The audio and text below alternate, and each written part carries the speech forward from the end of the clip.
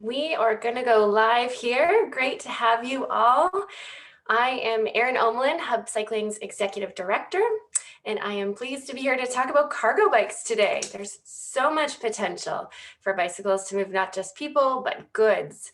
And we are going to dig into the latest updates and ideas with 3 local experts. This webinar is organized by Hub Cycling and brought to you by Hub's card-carrying members.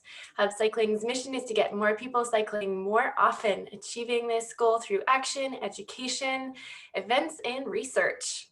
We would like to take this time to acknowledge that we're webcasting from the traditional unceded territories of the Musqueam, Tsleil-Waututh, and Squamish First Nations.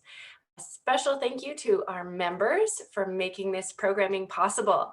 If you'd like to join us as a Hub card-carrying member, please visit bikehub.ca/join. Just a few housekeeping rules before we get started.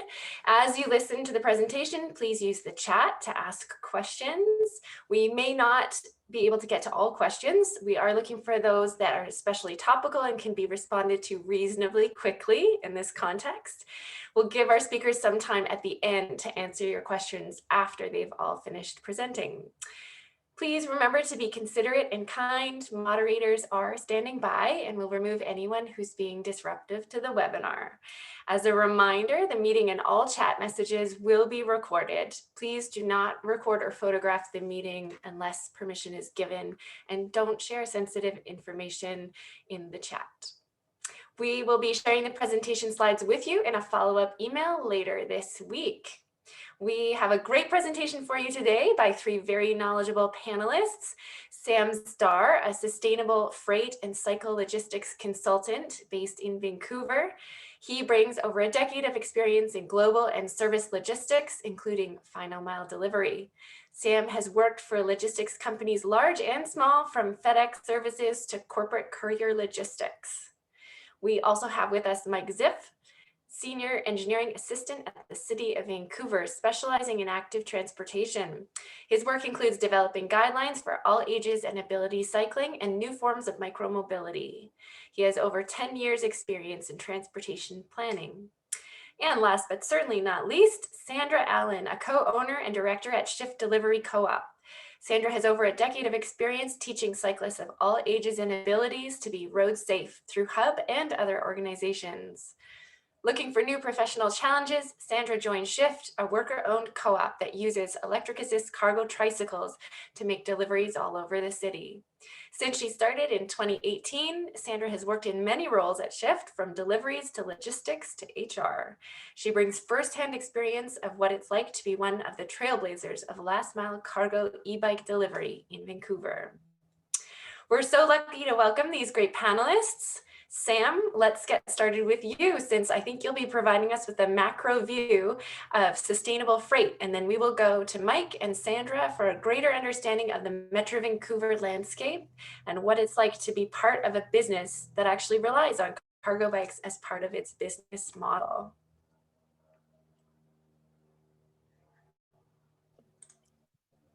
One second.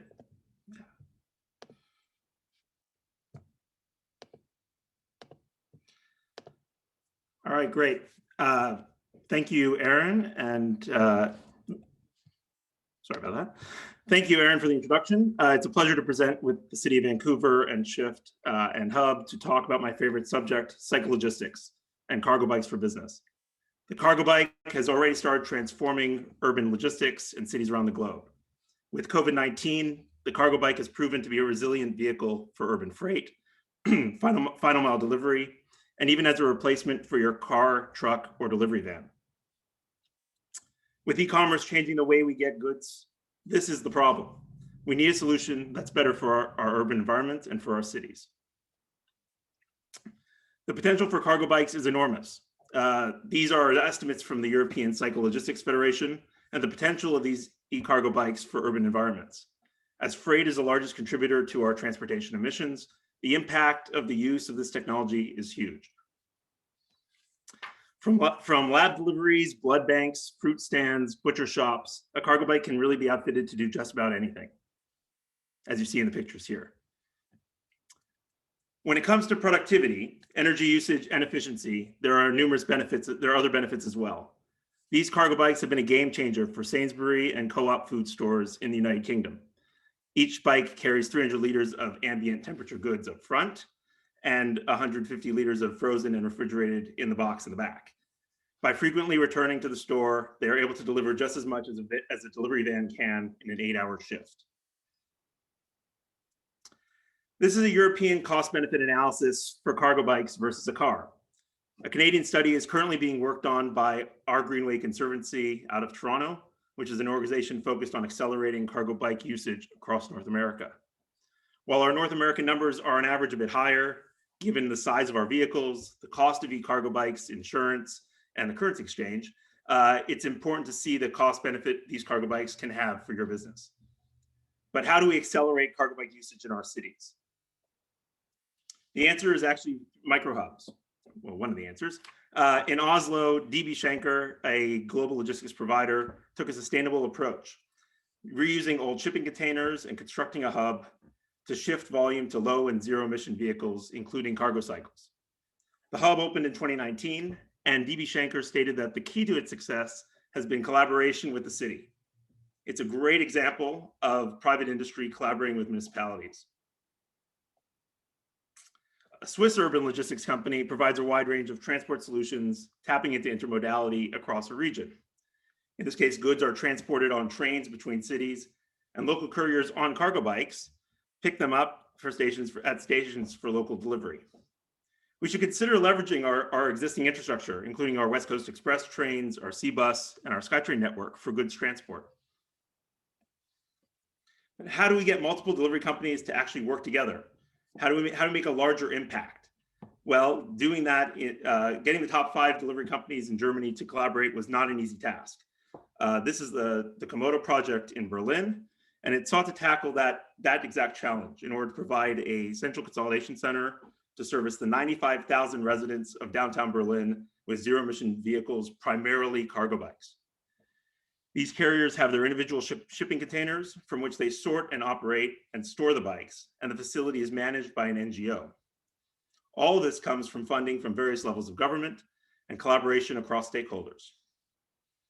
Montreal has replicated this model through its Colibri project, and other cities are exploring using this model for their hubs. So you're probably wondering what's going on this side of the Atlantic. Well, here in North America, we already have numerous cycle logistics operations popping up and that have been here for many years, including in New York, Portland, Montreal, Toronto, Victoria, here in Vancouver with Shift, as well as in Miami recently and a few other cities where we're seeing more and more. In Toronto, FedEx is currently piloting cargo bikes to service their customers in the downtown core, where the cost of doing deliveries has been extremely high. The cargo bike has helped them lower their overall cost to serve the community and provided numerous other benefits to the community as well by reducing the vehicle traffic in downtown Toronto. In Montreal, the Colibri project is really a fantastic example of a city taking initiative similar to the Komodo project. The city of Montreal launched a hub and cargo bike pilot out of their former bus station with some delivery partners, including Purolator and a few other local courier firms. The program has been an absolute success. This hub streamlines logistics in the urban core, and the program is actually seeking to expand its reach with multiple hubs. With more than 7,500 parcels shipped in the pilot so far, 15 fewer trucks now operate weekly in downtown. The project has shown a 45% decrease in greenhouse gas emissions and 15% improvement in productivity for these delivery partners. With the hub, the delivery companies are finding that they're actually able to replace one delivery van with one cargo bike. This is only the beginning, not only for the city of Montreal, but for cycle logistics across all of North America. Governance of these hubs is really the big question. Who builds them, who runs them, who owns them? Often the most successful hubs are those like Colibri and Komodo that work through public-private partnerships, policy, and collaboration. There is no magic bullet, but the most difficult thing is getting all of the stakeholders to work with each other towards mutual benefit. So we talked about some of the benefits and some of the solutions and examples from around the world, but it's really important to acknowledge some of the challenges that we have in the industry right now, particularly here in North America. We face equipment shortages. There's pent-up demand for cargo bikes. There's pent-up demand for bikes in general right now with COVID, particularly for the couriers running them here today. We have few manufacturing companies here in North America, as a majority of them are in Europe. It is also important that more municipalities and private companies step up to the plate with urban mini hub pilots. We also face a very deharmonized regulatory environment, particularly as of just last month. And we also face high insurance costs for insuring these bikes. Today's local bike shop model is also tailored towards the recreational rider and not for bikes for transport or business. This difference is actually crucial, particularly to the distribution, service, and maintenance of cargo bikes used for business and logistics needs. While automated vehicles, electric vehicles, and robots are really great and new technology, and we're all excited to see all about that, what they really don't solve is the final steps of final mile delivery. The cargo bike excels at that in the urban environment with its speed and productivity, and allows for the human touch that a robot or AV cannot provide. We can achieve sustainable freight solutions with cargo bikes by taking actions through incentives, zero emission zones, and city hubs, just to name a few. The combination of the three is actually quite transformational. Here in BC, thankfully, we already have incentives for businesses to use cargo bikes. This is a really great start and something we'll hear more about later, I'm sure. So my call to action is for municipal and regional governments to develop sustainable urban freight plans and strategies, better manage and price the curb, promote the use of cargo bikes and micromobility, and develop cargo cycle infrastructure from wider protected cycle tracks to cargo bike parking corrals. I also encourage all levels of government to fund micromobility, fund micro hubs, and harmonize regulations and develop a micromobility framework, including cargo bikes and commercial cargo bikes.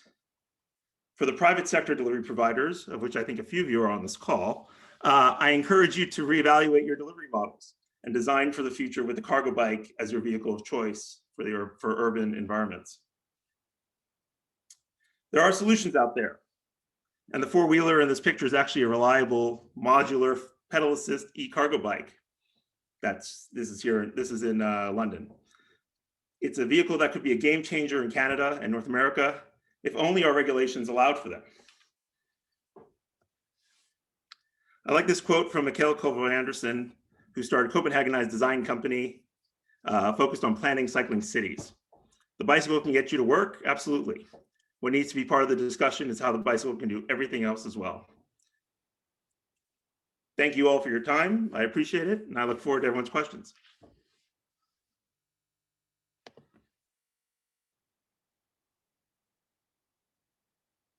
Mike, I think it's your turn.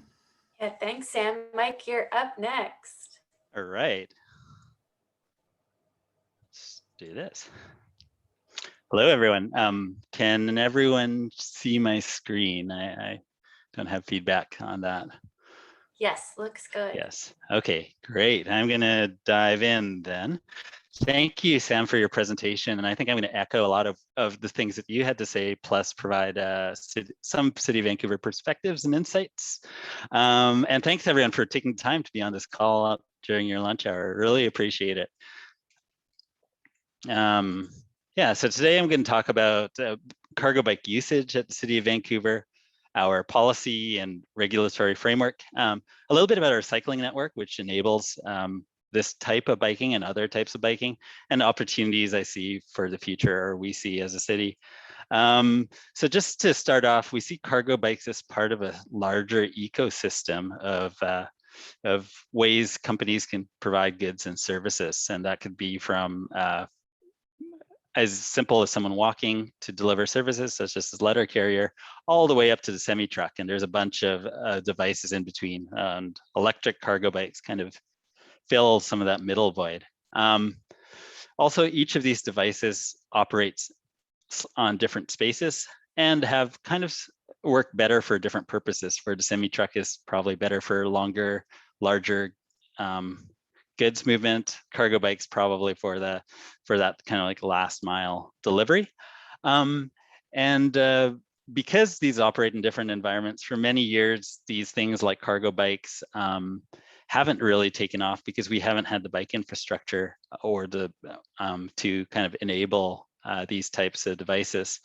And sometimes policies and regulations have actually been a bit prohibitive on some of these devices. That's why I like to call some of these as the missing middle of transportation. And as we start to provide more infrastructure and update policies and legislation for these devices, I think we'll see more and more of these other devices kind of like filling that service and cargo delivery gap. Some of the enabling features that allow for cargo bikes to really take off is this trend towards increasing population densities in the city center. There's a trend for increasing deliveries with online shopping, and this is only being accelerated because of COVID, and there's being more food deliveries and other things because of COVID. As well with the environmental concerns and finite space, it really drives this need for less intensive delivery options. And less intensive, I mean as ones that are smaller or produce less greenhouse gases. So there's quite a bit of bike deliveries already happening in Vancouver today. And when we just did a snapshot back in 2018, there's a number of packages being delivered downtown by various bike courier companies. I think this is slowly declining as like email took over from fax machines, and so some of these parcels are going down. But with that, there's been an increase in meal deliveries with companies like Uber Eats and Foodora, which back in 2018 was delivering around 2,000 food deliveries a day, which is really taking a lot of car trips off the road. And then there's the bigger cargo delivery bikes companies, and Shift is operating in Vancouver. And back in the day, back in 2018, they were doing several hundred deliveries a day. They may be doing much more today. There's, as Sam alluded to, there's a bunch of other cargo bike uses, from food deliveries to maintenance to people using cargo bikes for events and political campaigns. So we see a lot of potential for cargo bikes in the city. As a city, our role is really to regulate where things operate. We're not a delivery provider for the most part. So we regulate how and where they operate. There's bike requirements, which is largely provincial at this stage. So through the Motor Vehicle Act and ICBC, what bikes are allowed or what e-bikes are allowed are regulated. We provide licensing and permitting. And some big things that are really important is building and maintaining the public infrastructure to allow for these modes, as well as zoning of buildings and making sure that the buildings are supportive of this kind of delivery, and that appropriate access is provided, as well as some of the supportive policies that we could provide. So in general, there are enabling conditions for cargo bikes. They may not be perfect, and over time, hopefully, we'll continue to improve on these. Provincial regulation does allow for e-assist cargo delivery bikes. There is policy in our transportation plan to enable this kind of low impact goods movement. Our infrastructure is developing, and there's a basic safe network of all ages and abilities infrastructure in the city downtown, which has really grown. And the costs are relatively low in terms of the business licensing to operate, and as well as purchasing cargo bikes versus vehicles. And there's room to improve some of these as well. Going into these in a bit more detail, the Provincial Motor Vehicle Act has this regulation on cargo bikes.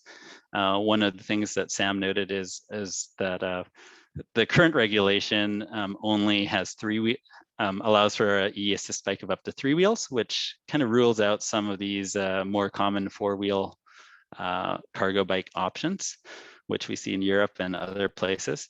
The other thing that the Motor Vehicle Act doesn't have is there's no size, weight limitations on bikes. So it provides some uncertainty for manufacturers, and it can also provide some safety and comfort concerns for other people using the bike lanes. If these devices get very large, it could cause a little bit of conflict in terms of sharing the bike lanes with larger vehicles. So it would be good to have some certainty on these parameters. In terms of city targets, we see cargo bikes as fulfilling a number of city targets. We hope to have 2/3 of trips by active transportation and transit by 2030, and cargo bikes will be a big part of that, or a part of that. 50% of vehicles by 50% of kilometers driven by zero emissions vehicles, and again shifting goods movement to cargo bikes, and working towards zero traffic related fatalities. And again, cargo bikes being smaller than trucks will help with that. Also, they address some of the challenges with deliveries, with like double parking and the need for space, and by being more nimble, they could operate in a more a more nimble fashion in the city core. So there are a number of supportive policies in our transportation plan, which is our roadmap towards supporting these kinds of operations, as well as building bike routes that are comfortable for everyone and accommodate these types of cargo bikes. In terms of other city regulations, to operate a cargo delivery business, the company would have to have a standard business license, which is normal for for all companies operating in the city. There is a Vancouver bike courier license that is required, and then any other special type of permit for the type of service. For example, there's a roaming food vending permit if you're delivering food by bicycle, or if you're selling food by bicycle, or by it could be like a van or any other kind of vehicle. So a big thing that the city provides is the cycling network, and this network of all ages and abilities cycling routes really helps to enable cargo biking. And this is the network in downtown core, shown by kind of the yellow highlighted lines. The network wasn't always that way. Just a decade ago, this map shows kind of the hole or the gap of safe and comfortable cycling routes in downtown core. Kind of the light orange lines are local street bikeways that just that have crossings at arterials and are quite comfortable, but these kind of all end around downtown. And then we had this seawall, which is shown in blue, which kind of like rings the downtown, but there was no connected, protected bike lanes through the downtown core. There were some painted and shared lanes, but nothing that would be super comfortable. And starting in 2009 with the Burrard Bridge, we started to fill this gap. So you can see Hornby and Dunsmuir were added. The south, through further expansions. We slowly built this network, and we're continuing to build it today with Richards being completed later this year, and then Drake and Granville Bridge being approved by council. And it's really starting to form a dense network, or a denser network into downtown. This, combined with the density of destinations and population, really enables cargo biking to be a viable option. Also, our infrastructure, we consider the width needs for cargo biking and high capacity biking. So as we build our infrastructure, we're enabling this kind of business to succeed. And we're starting to develop some guidance to kind of fill that gap in the provincial regulation of what may be a desirable size of cargo bikes to operate on our bike lanes, considering some of the pinch points that we have. This is a picture showing one of the pinch points on the Cambie Bridge currently. And so we're recommending, if possible, widths of less than 1 meter if you want to use all of the bicycle infrastructure, but recognizing that there may be needs for some slightly wider widths of cargo bikes for various businesses. Also, parking can be a challenge, and as we build new bike infrastructure, we're looking at ways to accommodate better bike parking, and realize that cargo bikes it's not ideal to pop up on the curb to get to your bike parking spot. So this is a picture of the Richards bike lane, which has the bike lane almost level, and shows a really easy way for cargo bikes to park in kind of the boulevard space.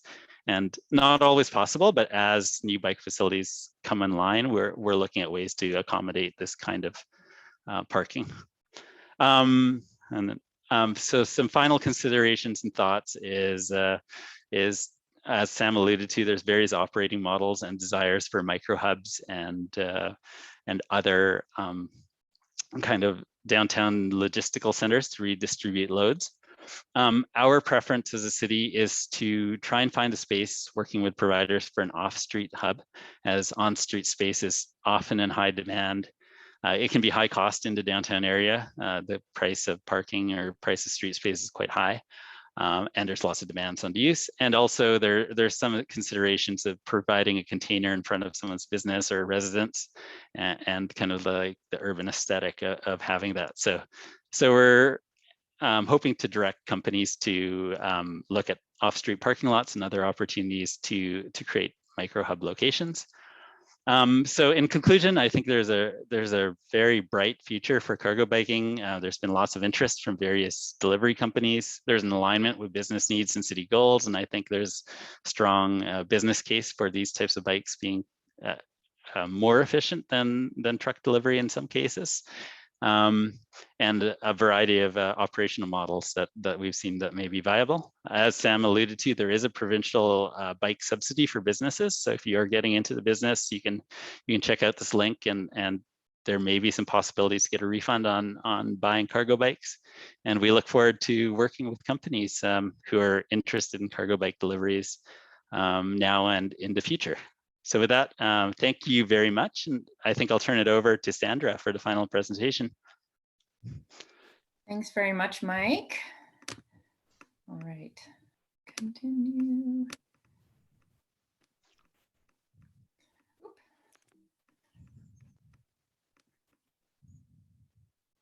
I want to have my video on, sorry. Oop.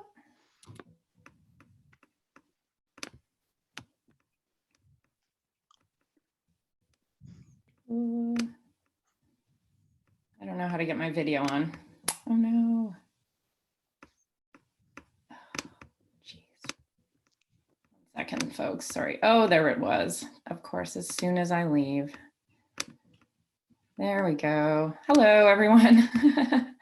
Sorry for the little disruption there. Okay. All right. So, there we go. Can you see this Zoom thing? Is this in the way when I'm showing this? No? Okay.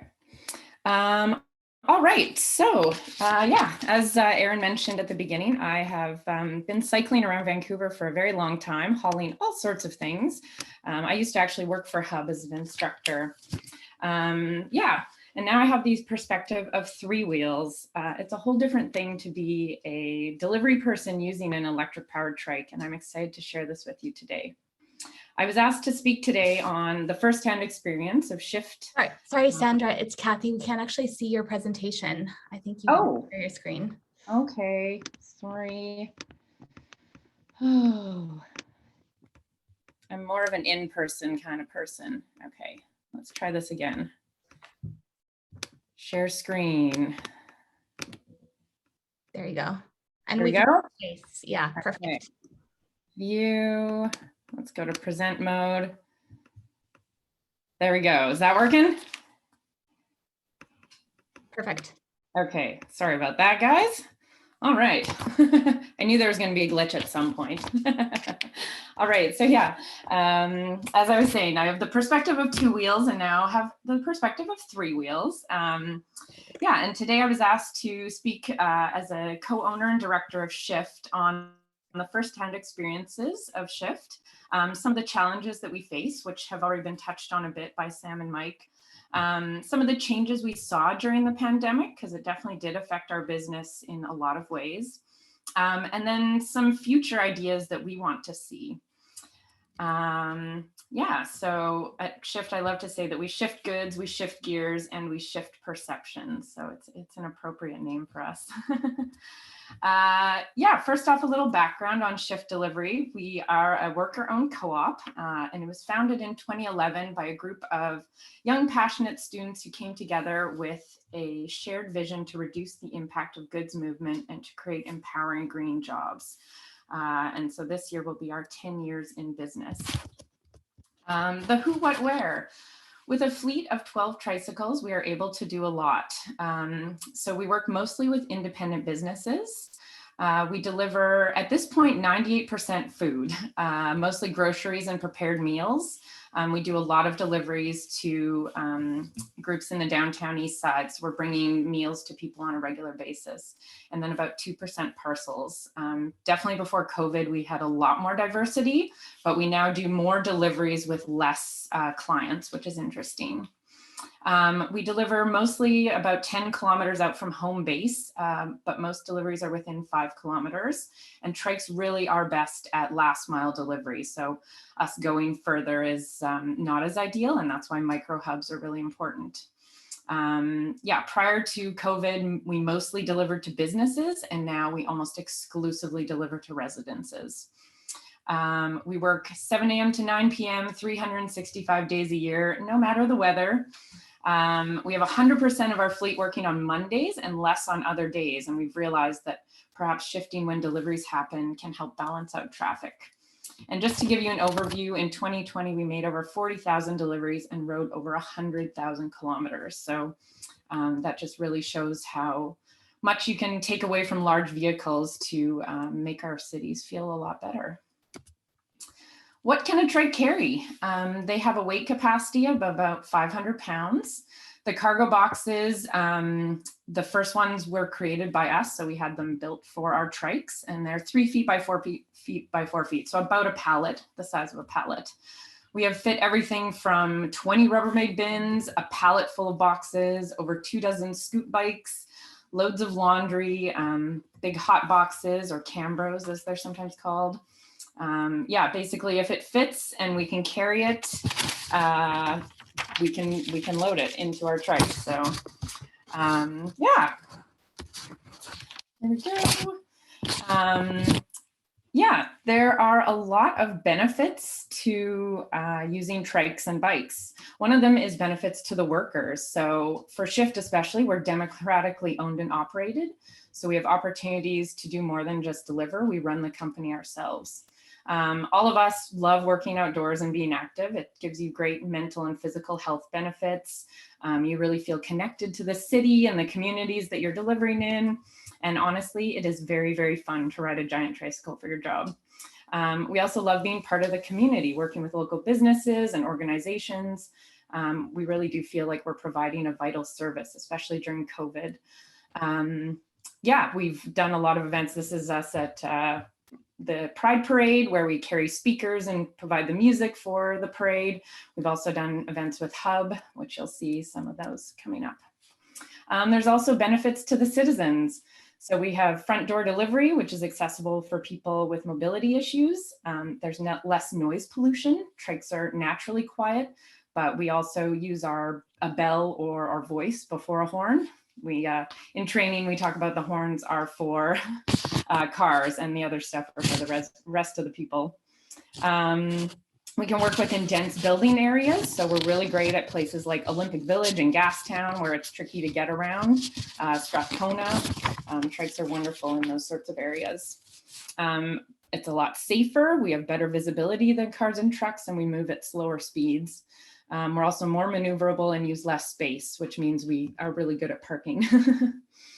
And then, of course, the environmental benefits. So zero emission deliveries. We have a low energy fleet. A trike uses about as much energy as a dryer in a full day. Lighter than automobiles, which means less wear and tear on the roads. And we're, of course, safer for wildlife and humans. We've never hit either. So yeah, this job is really fun, and I wanted to also share beyond myself. I'm not the only person at Shift. I'm one voice of many. So I want to share the Shifty perspective, as we call ourselves. Yeah, so I reached out to everyone. I had a little survey and asked people to share their experiences, challenges, and dreams of what this work could aspire to. So some firsthand experience. Triking is a really fun job, but definitely requires some heroism. First off, you have to learn to ride a big butt vehicle, or sometimes we say the semi-trucks of the bike lanes. We have an extensive training program to make sure our riders are safe, but also the citizens around them and our precious trikes, which are close to, around $15,000 each. So we really want to make sure people are treating them well. It takes about a month to train a shift triker before we're feeling confident in their abilities, and around 3 months until they start to get the addresses down really well.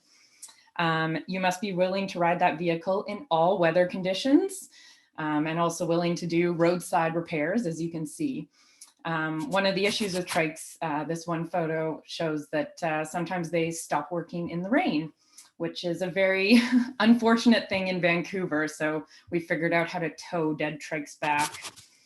You also have to be able to pack that trike and haul heavy loads, and sometimes for longer distances than is ideal. To be this type of delivery person puts you at the whims of the world. Everything from the ground up affects our jobs. Everything from road services, building access, packaging, address information, construction, and weather. It all impacts our day to make it easier or harder. As you can see, daily challenges with the roads and the cycle paths. Trikes and their cargo do not go well over bumps. Potholes, uneven manhole covers, cobblestones, bad patchwork, speed bumps. These are all things that hurt our trikes and can affect us during the day. And as larger vehicles, we can't just hop off the bike lane. So if, for example, this bottom photo is the Beatty Street bike path. So if you get down there and all of a sudden you're blocked in, you have to push a trike backwards up a hill, and it can be very awkward. Yeah, then we have to make that delivery. And since most deliveries in a city are to large buildings, we really start to notice design in a different way, and notice that many are lacking in necessities. And this is kind of a side thing, but it's something that as a delivery person, you really do notice. So we struggle with stairs, no ramps, poorly designed buzzer systems, buzzers that don't work when wet. So touchscreen ones, as soon as your fingers are wet from the rain, you can't get it to work. Not so handy or missing automatic door openers, poorly designed doors that are hard to use and open with a cart, elevators that time out while we're in a lineup, which has become a big thing during COVID. And no signs providing direction to apartment numbers when you get out of the elevator. It's a small thing, but it would make our job so much easier. And so we've sort of noticed that some of the things that affect us as delivery drivers are often the same as would affect someone with different mobility or needs. As cyclists, a lot of us know that when you design a city that is safe for all ages, so all the way from children to the elderly, it makes our cities better. And so we want to extend that further, that if you design buildings and things like that with the considerations of all, it makes it better for everyone. But despite any frustrations, we will all agree we would rather be the ones out there than in the office. You'll hear over and over on a rainy day, oh, poor you. But if you have the right gear on, you just smile and say, I feel the same way about you, because I would rather be out there. We really do love our work. So COVID, how did things change? We've always been part of providing for folks who depend on us, but since COVID began, we've really felt the added importance of our job. We suddenly became essential service workers, and we're getting cheered nightly for a job that used to kind of go unnoticed. During lockdown, we got to enjoy the city at peace. I really hate to say it, but it made our jobs easier, and we kind of loved it. The streets were empty, the elevators were just for us. Everyone was home to answer their buzzers, and tips became a thing. We honestly never got tipped before March 2020. And now it's a regular occurrence, which is quite lovely. Yeah, Moto gave us the option during this time to rent a vehicle on a monthly basis at a lower price. And so we turned it into a roving micro hub that allowed us to resupply trikes with a load far from shift, especially at that time we were doing hundreds of spud drops during the day. So it was really nice to be able to load up lots of spud orders and bring them out to far-flung places like Kitsilano. Yeah, we now also deliver more groceries and meals to people who truly depend on us, folks who live in SROs in the downtown east side, isolated seniors, families with kids. Yeah, it made us feel really good. But there were definitely far more downsides. You know, we're a year into this, but some of the things that Shifty said was delivery should have grown massively, but it doesn't feel as though it has. Lots of businesses can't afford us when they're laying off their own people. Distancing and mask creates an anonymity and makes the job less personal. Initially, everything felt like too much to handle, work seeming to double overnight, and it really did. That's a photo of us, our first day of getting spud, and our entire parking lot was full of towers like that. It was quite impressive. But one day you just realize it has become your new norm. It's not a good thing or a bad thing, it just is. No bathrooms. That was a huge thing as soon as COVID hit. Was we had nowhere to use the washroom and we're out for hours at a time and people would not let us in. All the community centers were closed. Yeah, so when we would find signs like this, we would all share, hey, here's a place to go to the bathroom. I actually ended up, me and a person I was training, we peed in some blackberry bushes around Olympic Village because we had nowhere to go. So yeah, it can be a struggle. Yeah, it made a lot of us sacrifice our personal time for the organization to try and keep this all going. And definitely the lack of bike parks has affected us. It's made some of our trikes have to hobble through until we were able to get certain parts, and we're still waiting on a lot of those. Oop. Okay, but the future.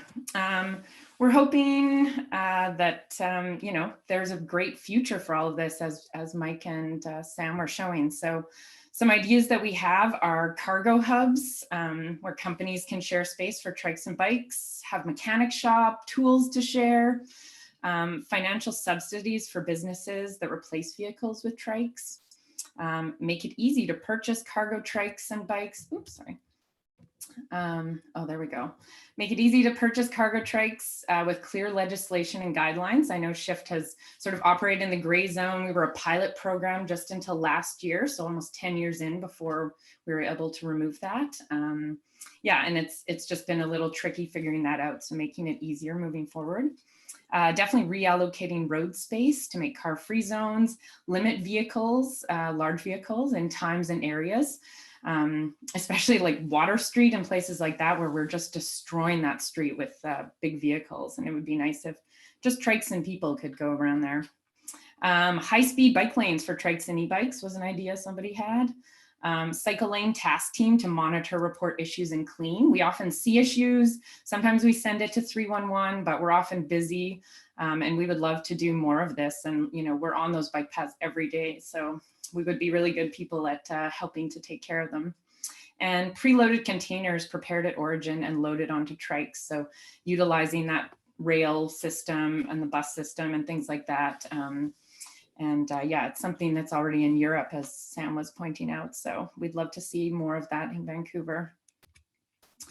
Yeah, and then we're hoping to take what we've learned in the delivery world and help make a bigger positive impact with our co-op cycle restaurant delivery. So this is something that we're doing a soft launch of later in March here.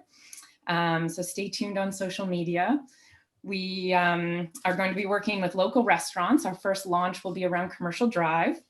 We supply the equipment and provide excellent training. So no sidewalk riding like we see a lot of delivery people out there doing, which really hurts me as an educator.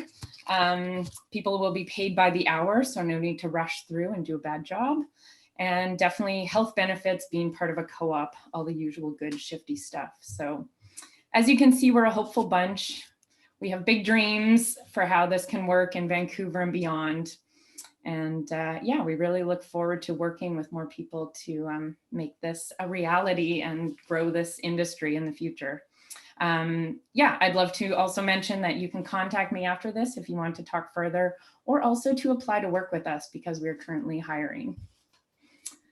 All right, thanks, Sandra and Mike and Sam. I want to make sure that we have time for questions. There's a lot that came up, but thanks for your valuable perspectives.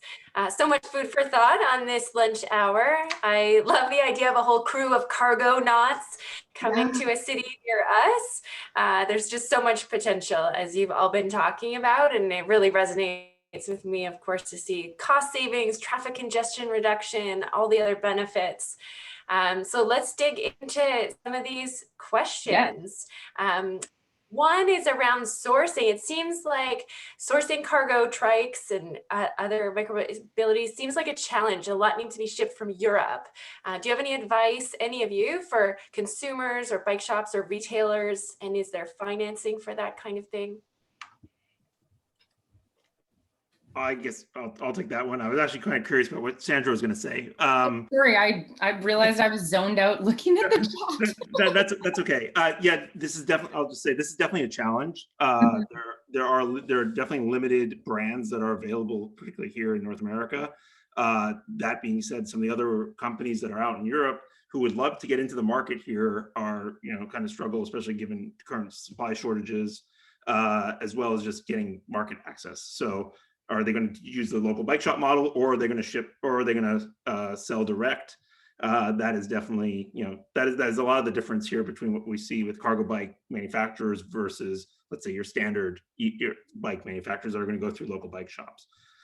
So yeah, Sandra, I'm actually quite curious what you're going to say to that. Yeah, cargo bikes are definitely, or cargo trikes are definitely an issue here in Vancouver. We've been doing research for like over a year to try and bring new trikes to Vancouver. And yeah, there's different challenges with lots of them. Yeah, I'm not sure. It would just be wonderful to not have to deal with bringing a trike from the UK or somewhere and then, getting parts for it, getting customer service for it. We would love to see things happening in North America. And at this point, there just are none, except for RAD is sort of Vancouver, Seattle. And then, but those are the trikes that often die in the rain, unfortunately. So we struggle to bring those up. And we're working right now with Coaster Cycles to try, who are in Montana, I believe, to try and yeah, get some trikes made for us. They've made a first model that we're testing and giving feedback and things like that. So yeah, it's just a struggle. We're working on it, but I'd be happy to get more into it with someone at another time. Yeah. And it sounds like from the chat, Lamar mentioned there may be a new cargo bike shop opening in Vancouver. So stay tuned in the chat for more info on that.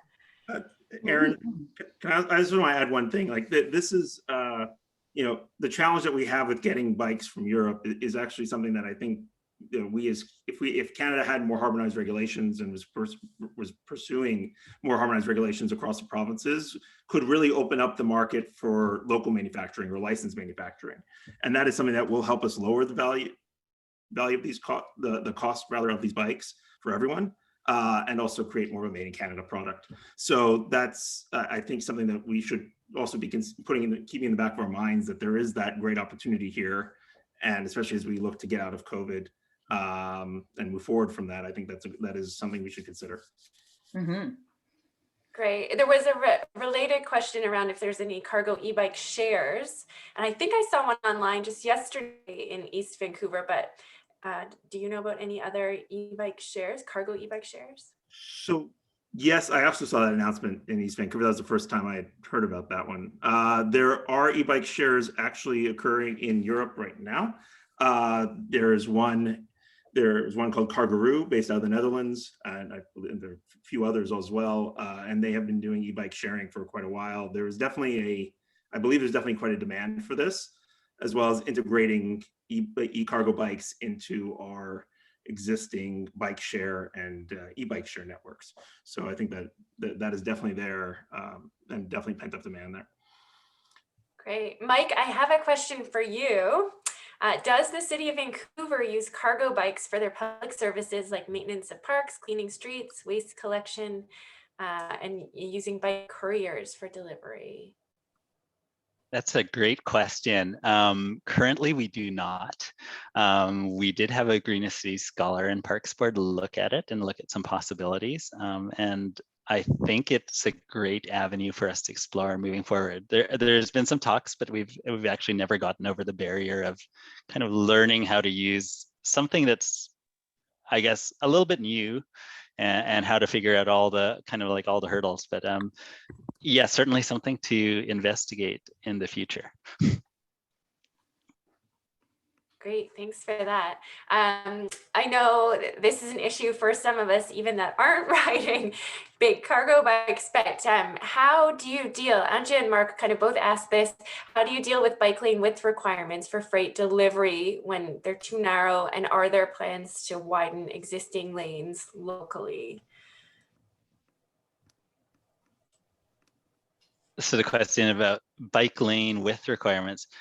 Yeah, so I think our all ages and abilities guidelines or standards for new routes. We're trying to build wider lanes or lanes that can accommodate these bikes, but it's not always possible, and we have infrastructure that doesn't accommodate them. So a lot of times when that happens, there's ways to get around into travel lane. You can kind of skirt out into travel lane. But I don't know if there's other insights from the kind of like the provider's perspective.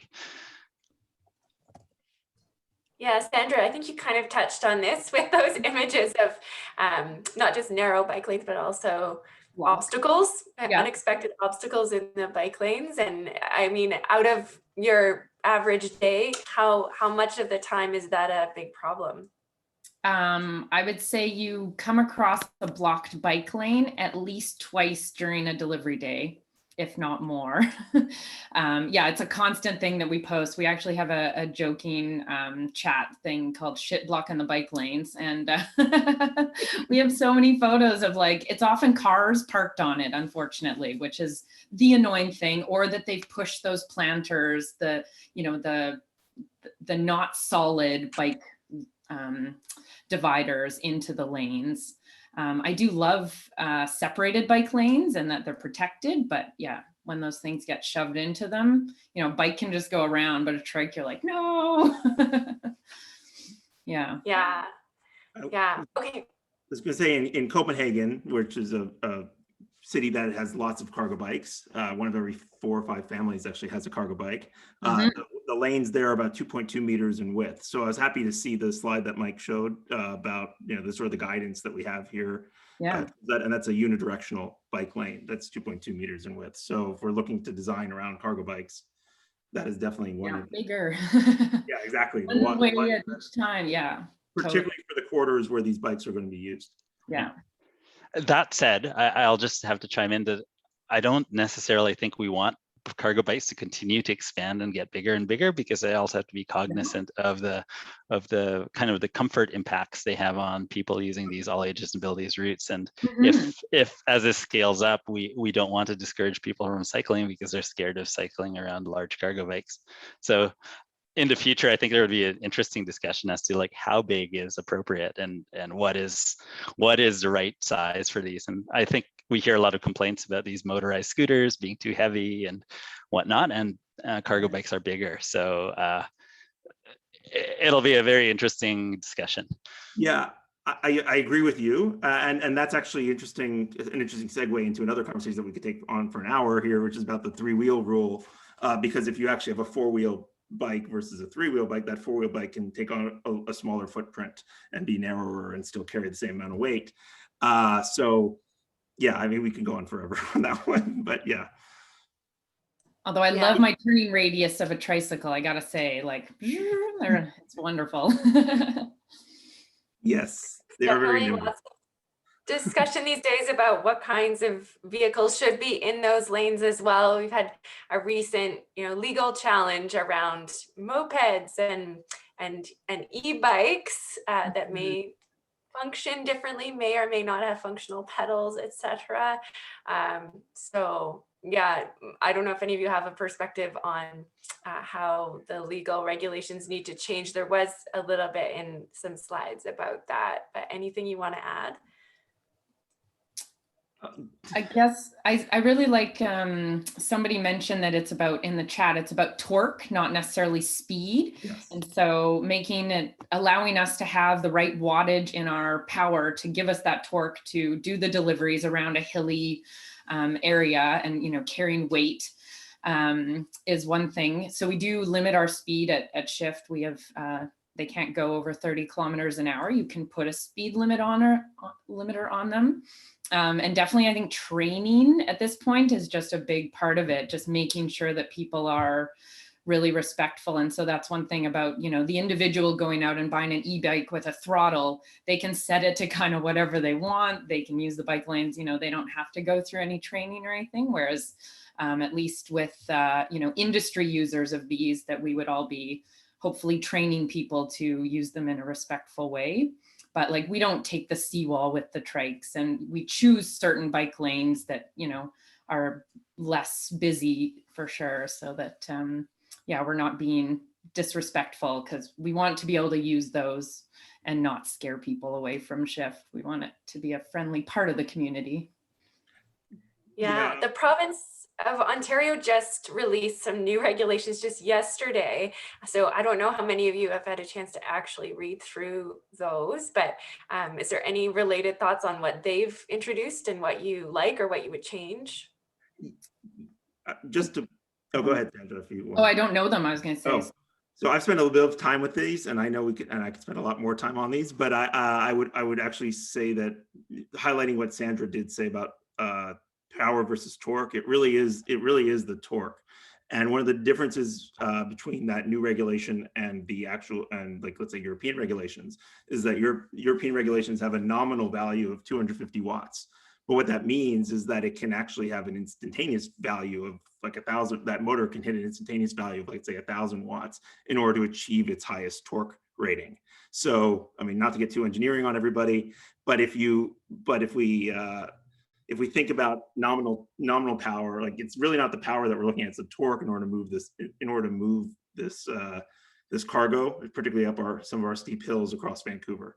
So even the 250 watt regulation that exists in Europe and our 500 watt sort of standard that has been here, that it really should be looked at more around torque in order to provide more capabilities.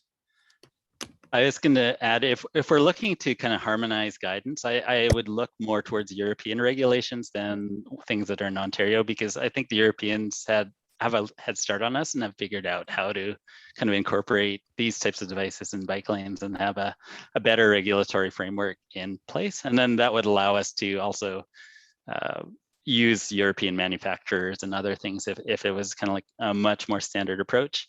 And from my perspective, I really care about, I think the size, keeping like a consistent size, weight, and speed. And the European speed, I think, is 25 kilometers an hour. And that keeps speeds kind of in line with other users of bikeways, to be, so they're less intimidated. And for me, it's less important whether it's pedaled or if it's fully throttled. I just think that as long as the comfort of the users and the weight and size parameters are the same, it makes sense. Yeah, agreed, particularly with the justification around the 25 kilometer an hour maximum that exists in Europe versus our 32 kilometer an hour maximum. There is definitely a difference, and you can definitely notice it when someone is on. You can definitely notice it when someone is on full throttle in the bike lane. You're just around here. Yeah. On any. Okay, I think we have time for one last question. In terms of creating an urban mini hub, what would be the next steps to develop that? Sam, I think you touched on this a little bit. What could people on this webinar potentially do to help move this forward? Oh, well, I think, it's a combination of getting I know there are a lot of people who are on from private industry who are interested in it. I think it's a matter of getting together and working with the city to really push the need for micro hub forward.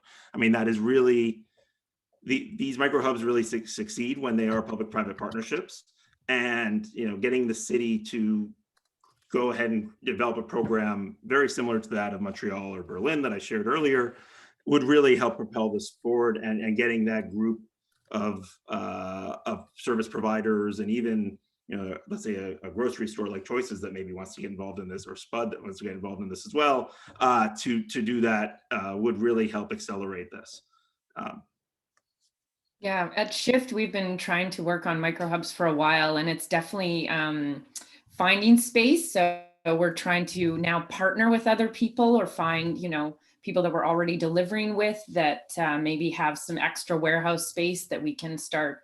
We don't actually even need a lot of space. Sometimes it's just to have 1 or 2 trikes in a spot, and definitely it's mostly the cargo that we need to be able to have drops around the city to prevent us having to, come all the way back to reload, or, people were talking about trikes being too big or things getting bigger. They don't need to get bigger. We just need more smaller locations to be able to pick up little loads, because you can be pretty zippy and then just go back and grab a different load and go.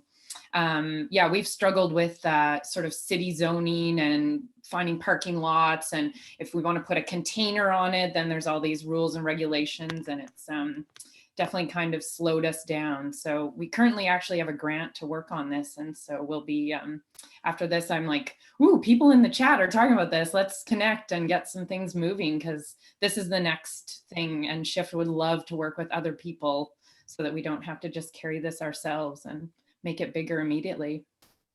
Yeah. Right. Great. I just want to be mindful of people's time. We're going to allow people to stay on to continue the conversation, but I want to make sure that we extend a big thank you to Sandra, Mike, and Sam, and also a big thank you to our Hub members who made the webinar possible. If you'd like to get involved in Hub and cycling, you can join Hub as a member for as little as $15 a year and help make biking safer and better all across Metro Vancouver. You can also check out our many cycling education courses, volunteer at a Hub local committee in your neighborhood, make a charitable donation to Hub, and check out all the other events online and in person happening this year. It's all at bikehub.ca. So we're at the end of our official webinar. Our facilitators will leave the meeting open for a few minutes longer though, if you want to keep talking and keep chatting. Thank you so much to our panelists, and we'll see you later if you need to go, but stick around if you can. Thank you everyone for attending, and thank you Hub for putting this on. This was definitely needed. Yes, thank you all. Great to see the international contingent as well come join. So thank you all again. Yes, thanks everyone, and thanks for taking your valuable lunchtime to hear from us. Much appreciated. I just want to continue that conversation on micro hubs, because I do see that there's a lot of potential for this in the future. Yes. And yeah, and certainly I think part of it is continuing to have these discussions with the various providers, understanding what their needs are, and seeing if there's a space available that the city could either provide or kind of provide it at a discounted rate for providers would be interesting. But we'd really I think we really need to understand what providers' needs are, and then we also have to work through the processes that the city has, and some of those things take time. And I think Project Colibri in Montreal took 3 years to get off the ground. So starting these talks and getting there, and potentially maybe grants or partnerships with senior governments, because land is expensive in Vancouver and facilities are expensive, and the city also has a limited budget and a lot of priorities. So hopefully these pieces will start to come together, and there will be opportunities. Yes, there definitely will be, and I'm very happy to hear that. So there's the micro hub opportunity is enormous. And for those of you who are still on from other courier delivery companies and others trying to find ways of making your operation more productive, the value of these micro consolidation centers really, it helps enormously, whether they be physical sortation locations or they be sort of virtual locations even. It's like doing those doing your handoff in the parking lot, for example, like with a city container, similar to what was brought up by somebody in the chat about the Velov city container. That is a great example of how they are loading further up in their sort, and then being able to do the transfer to a cargo bike in a parking lot location for local delivery. So, yeah.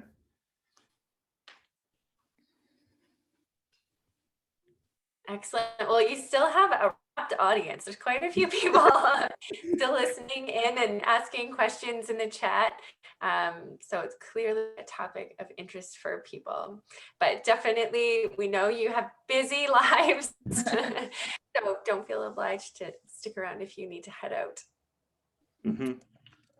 Yeah, somebody asked about the 3-wheel regulation that was mentioned for Vancouver. I actually didn't know there was a regulation for 3 wheels. I just love the 3 wheels, but maybe one of you guys can talk about that. Yeah, so that's actually a North American thing. It is a North American thing. It is all across North America that we have 3-wheel regulation. No one that I've talked to really knows the origin of it. I can speculate, automotive industry, but the opportunity also lies, whether these are e-cargo bikes or someone was talking earlier about golf carts and low-speed vehicles. I mean, low-speed vehicles is also an opportunity as well, and we're seeing some of those in Quebec at the moment. In Montreal, Purelator has been testing a few of them. So utilizing those on the streets. We do have some other regulations where some of these four-wheelers could potentially fit in. The question, it is a matter of really trying to harmonize this across the country, because we are a relatively small market compared to our friends down south, and that makes us slightly less attractive. So unless we are more attractive by having carbonized regulations, that really does pose a challenge. I'll also add, and one thing I meant to say earlier is that we do have a free trade agreement, unlike our US friends. We do have a free trade agreements with the UK as well as with the European Union. So this can actually, as we look to get more of these bikes and get technology transfer from Europe over here and to potentially do local manufacturing, this is something we can really take advantage of. So yeah, a lot to dive into that question. Someone here asked about the viability of this in a less dense, small population bedroom community. Yeah, I mean, I guess it definitely would work, but I know Shift, like for us to utilize our time, and we have to be efficient, and so denser spaces and more deliveries in a dense space definitely helps us with our business. But I think it could be a thing. You would just be going longer distances, and you'd maybe have to work with lots of companies at once, picking up and delivering things instead of just one. So it would definitely take a bit more effort, I think, but doable. I want to jump in on that one. So there's actually a concept, and I can go on this one. There's a concept called physical internet. So the idea of building a network of micro hubs and being able to therefore support a large area through this network, essentially building out a massive hub and spoke network of these public open micro hubs. And if we want to be able to get sustainable freight everywhere, even in smaller bedroom communities that may have like a main street, for example, like Fort Langley is probably a good example here in British Columbia. That would be a great opportunity for a small micro hub to support that area and the cargo bikes and for usage for that final mile delivery. And when they're not being used, they could be used as bike shares. And that hub can be used as a mobility hub for e-bike sharing and other things. So or potentially even combined with a transit hub. So there are lots of ways of even activating the smaller communities as well. And we're seeing this also start to pop up around the world in smaller towns and cities or even in business parks where they're looking at converting for that final mile delivery to use a cargo bike just to streamline that last mile and make that more sustainable. Someone asked about cargo bike accident rates and typical causes. So, despite training and working really hard to be safe, we do have small accidents. We've never run anyone over. We've never run over an animal, which is good. We've definitely had little things happen when we park on the sidewalk, which sometimes we do. That's another thing that really helps Shift in downtown. There's sometimes areas where you can't find parking, and that we can, instead of doing the, hazards on double park, like you sometimes see other delivery vehicles do, we just go on the sidewalk and we make sure we're off to the side and that there's space for a stroller or a wheelchair to get by. That's sort of our requirement. But yeah, sometimes when you're going off, you're looking around, you're telling people you're moving, but people are just like phones down. And so we've had little things where people kind of like bump the trike. Definitely like potholes and things like that can cause you to like your trike to go out of control. And so we've had little dings against curbs and even against like taking a wing mirror off of a vehicle one time. And then wet, slippery leaves becomes a huge thing. We've had a couple incidents of trikes having accidents due to that. Trikes, we have tipped a few trikes, so it's, just us doing it, but it's always in the same place, crossing Burrard at the Comox bike route to get onto Helmicken. So it's that weird corner there and you just don't notice your inner wheel and that you clip it. It's usually if you're going too fast. So then you tip your trike and it's just embarrassing that you have to get somebody to help you pick it up. Luckily, I've never done that, but it has happened at Shift 3 times in that one spot, which is interesting. Yeah, so trike accidents do happen. They're few and far between, luckily, and we record all of them and always try to learn from them and train other people in like, this is what's happened before, so here's what you can do to be better. But with the slow speeds and the awareness that you have, it's mostly often just when you get into that sort of rushing kind of mode, or if there's things happening on the road, like with leaves, potholes, etc., that kind of throw you off. Yeah. Insurance, does the insurer require engineering docs for cargo bike? I don't know. I'll tackle that a little bit. Insurance for a second. Insurance is actually quite the challenge here. And the reason why it is goes to the vague and in many ways gray area definitions of cargo bikes today. So if you're an individual small business trying to get a cargo bike, I be prepared for a little bit of a challenge. There are some solutions out there that I am working on trying to get in my nonprofit work. So feel free to reach out to me on that. I can help sort of guide you if you're interested.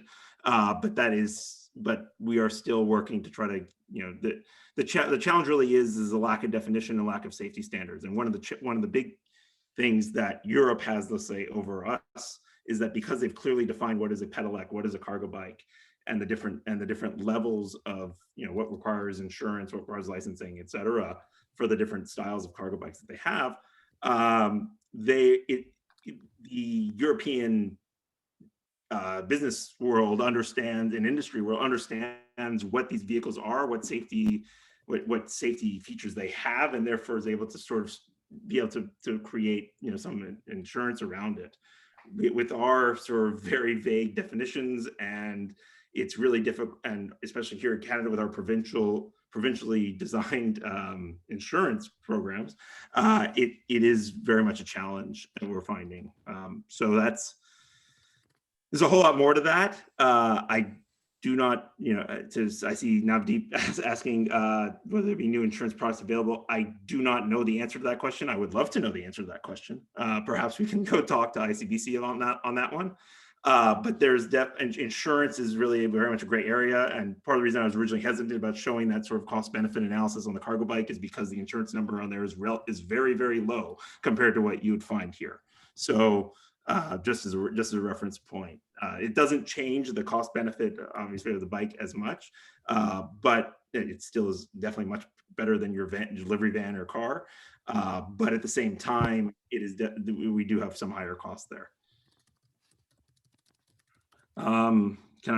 Sandra, I'll just, the bike, it says bike industry needs to have more robust parts for extra strain cargo bikes put through components. That is I like that statement. What is happening in Europe is this really great movement towards, particularly with some of some of the newer companies that are coming to the forefront, is they are bringing in more reliable cargo bikes able to deal with the heavy weights. And what I mean by that is they're developing integrated, in many cases, smart and connected systems and drivetrains, and that are built particularly to support the heavy weights. Unlike some of and a lot of the products that we have in our market today, which are not designed for that. So if you're getting, like I see Sandra shaking her head, a lot of the trikes that Shift operates, same thing with Beeline in Portland and a few other companies around North America, is they find that because these are all bike parts, they're not really designed for the heavy duty usage. The way we can move forward from this is if we're able to get more access to European technology, but at the same time to support this sort of motorcycle, I'll call it motorcycle level or even automotive level technology. Yes, there's a cost to it, and that's where the value of things like localized manufacturing, licensed manufacturing, all the trying to bring that over here will really help propel that forward. And so that's really, it's a very interesting subject, and it's great to see that the engineering has stepped up now to move beyond sort of standard bike components. One interesting thing just to note here is that and the heavier you get from a cargo bike perspective, that's where that becomes more critical. Like your standard Bullet or your Reese and Muller or your Larry or your Urban Arrow are designed to handle the weights that they can handle, and they have an internal drivetrain with belt drives and or fully enclosed, so it really reduces that overall maintenance costs. But from a trike perspective, or the heavier duty ones, like I showed in some of the pictures that I have, that's where the motorcycle technology, that automotive level technology, is really coming into play. Great. Looks like, go ahead, sorry, Mike. it looks like there's one question for me, so, I was going to ask for you to have the final word. Erin had to step off. I'm Kathy from Hub. So I just wanted to say thanks again to all you three panelists for coming. It was super informative, and like Erin said, there's clearly an appetite for this type of information. So I will make sure to send around a copy of this webinar and the chat as well in a follow-up email later this week. And then Mike, if you wanted to just respond to that question about the city of Vancouver. Yeah. I think somebody asked about, I can't find it now in the chat, but about standards. Vancouver will come up with a full set of standards soon. Yeah, if you're talking about, so I think it's Alex's question about a full set of standards, if that's related to cargo bikes, I don't think so. I think we're mostly interested in just providing a little bit of guidance of what we think fits well in our bike facilities. As was alluded to by the panel, I really don't think it makes sense that individual cities would have standards, or even individual provinces. It probably makes more sense on like a more unified level to have these kinds of standards. So no, I don't think it's something that we would provide a full set of anytime soon. I actually think that responsibility should fall. I mean, I don't necessarily think the city's equipped for those safety standards per se. It's more something that falls in Transport Canada's wheelhouse. Totally agreed with that. Yes, I think the only thing that we wanted to provide was a bit of guidance of what would actually fit well within our existing cycling facilities in terms of size. Of course, so understanding width and other things. Yeah. So thanks everyone very much, and I just wanted to say there's a lot of comments about leaves and things like that, and we are, I know it's a challenge and we are working on it. We do have some small sweepers that sweep the bike lanes periodically, and hopefully again over time we'll get better at keeping bike lanes in prime condition for all users. And you always have 311, right? There's always 311, and crews are generally very responsive. You could always hire Shift to help out with that as well. We're keeners. There you go. Anyways. Feel free to share our email. Like, I'm happy to continue any of these conversations with folks. So, okay, thanks, Sandra, and thank you again, Mike and Sam. Super amazing presentations and informative. I know I learned a lot. And if you have any other questions about Hub or want to get involved in our work, and we're also going to be having future webinars like this, bikehub.ca.